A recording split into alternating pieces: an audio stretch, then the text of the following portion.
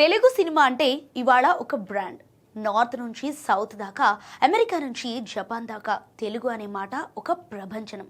మన నటుల క్రమశిక్షణ, మన దర్శకుల సృజనాత్మకత మనల్ని ప్రపంచం నెత్తిన కూర్చోబెట్టాయి. కానీ ఈ వెలుగుల వెనుక కొన్ని చీకటి కోణాలు కూడా తయారవుతున్నాయి.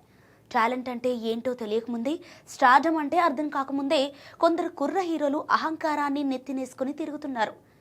యాటిట్యూడ్ స్టార్ అని పిలుచుకుంటున్న చంద్రహాస్ ఇప్పుడు చేస్తున్న రచ్చ చూస్తుంటే ఒక అద్భుతమైన పరిశ్రమ పరువును బజార్న పడేస్తున్నట్లు కనిపిస్తోంది.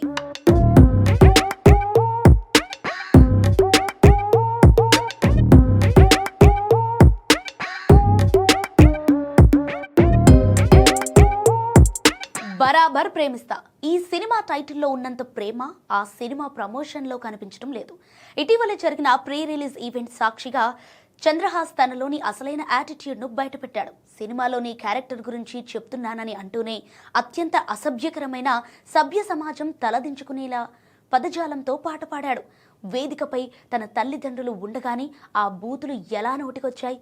ఇండస్ట్రీలో సీనియర్ నటులు, మహిళలు ఉన్నారని కూడా మర్చిపోయారా? సినిమాలో బూతులుండటం వేరు, లైవ్ ఈవెంట్లో పబ్లిక్ ప్లాట్ఫామ్పై మైక్ పట్టుకొని బూతులు వాడటం వేరు. ఇది కేవలం పొరపాటు కాదు, పక్కా ప్లాన్ ప్రకారం చేసిన పబ్లిసిటీ స్టంట్. టాలీవుడ్ ఎప్పుడూ ఒక పద్ధతిని, ఒక సంప్రదాయాన్ని పాటిస్తుంది. పెద్దలను గౌరవించటం, మహిళల పట్ల మర్యాదగా ఉండటం మన ఇండస్ట్రీ నేర్పిన పాఠం. కానీ చంద్రహాస్ ఈవెంట్లో ఇవన్నీ గాలికి ఎగిరిపోయాయి. ఆ సమయంలో వేదికపై ఉన్న సీనియర్ నటుడు జేడి చక్రవర్తి తీరుపై కూడా విమర్శలు వచ్చాయి. అయితే ఆయన వెంటనే స్పందించి తన తప్పును ఒప్పుకున్నారు. ఆ ఈవెంట్ నుంచి తాను వెళ్లిపోవాల్సింది అని పశ్చాత్తాపం వ్యక్తం చేస్తూ వీడియో రిలీజ్ చేశారు. సినిమా ప్రమోషన్ల పేరుతో మహిళలను కించపరచడం, బూతులు వాడటం ముమ్మాటికి క్షమార్హం కాని నేరం. కానీ చిత్ర యూనిట్ మాత్రం దీన్ని సమర్థించుకునే ప్రయత్నం చేస్తోంది. నిర్మాతలు, దర్శకులు చెప్తున్న కారణాలు వింటుంటే తప్పును దిద్దుకోవటం కంటే దాన్ని ఎలా కవర్ చేయాలనే ఆరాటమే కనిపిస్తోంది. ఒక హీరోకి ఉండాల్సింది హోందాతనం, విమర్శలు వచ్చినప్పుడు స్వీకరించే మనస్తత్వం. కానీ చంద్రహాస్ తీరు అందుకు పూర్తి విరుద్ధం. తప్పును వేలెత్తి చూపిన జర్నలిస్టులపై సదరు హీరో ప్రతాపం చూపించారు. క్షమాపణ చెప్పను, ఏం చేసుకుంటారో చేసుకోండి అని సవాల్ విసరటం ఇతడి అవివేకానికి నిదర్శనం.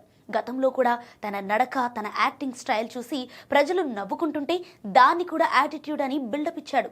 ఇప్పటి వరకు ఇతడు చేసిన సినిమాలన్నీ బాక్స్ ఆఫీస్ వద్ద ఘోరంగా ఫెయిల్ అయ్యాయి. కనీసం ఒక చిన్న హిట్ లేకపోయినా ఆకాశమే హద్దుగా ప్రవర్తించడం చూస్తుంటే టాలెంట్ కంటే ముందే అహంకారం ముదిరిపోయిందని అర్థమవుతోంది. దీని ఫలితంగానే ఇప్పుడు ఇతడిపై పోలీస్ కేసులు నమోదయ్యాయి. హీరో అంటే ప్రజలకు ఆదర్శంగా ఉండాలి, కానీ పోలీస్ స్టేషన్ల చుట్టూ తిరిగేలా ఉండకూడదు.